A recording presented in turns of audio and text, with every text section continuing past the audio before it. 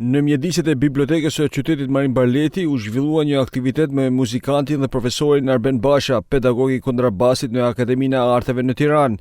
Qëllimi i këtij aktiviteti ishte promovimi i artistëve pas viteve 80, të cilët kanë studiuar në shkollën Prengjakova. Qëllimi im është të promovojmë muzikantë të mas viteve 80, të cilët kanë një rëndësi shumë të madhe për muzikën kombëtare dhe natyrisht burimi tyre në shkolla artistike Prengjakova, nga që kanë marrë këtë shkollë.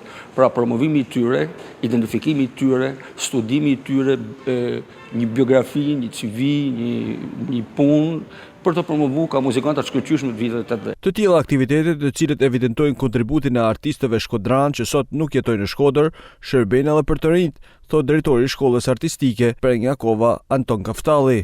Janë mirë edhe për nxënësit, për t'i pasqyruar, për të pasë se si është rruga e artit, se nuk është gjithmonë rrugë e këndshme, është edhe mundimshme, edhe lodhshme, mandej ka edhe shpërbimin. Për pedagogun dhe muzikantin Arben Basha, rikthimi në Shkodër është një emocion i veçantë. Pjesëmarrja ime sot është një portret, nëse mund ta quaj kështu, një panoramë që kolegët kanë menduar.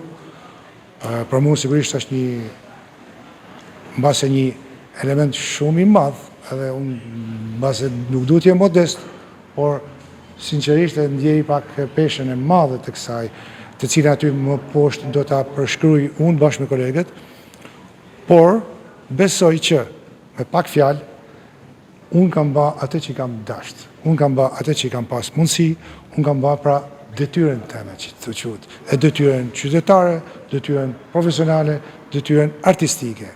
Kolegët sigurisht e kanë qytet më të madhe dhe unë shpresoj që ta kemi përmbush idenë dhe inicimin e tyre.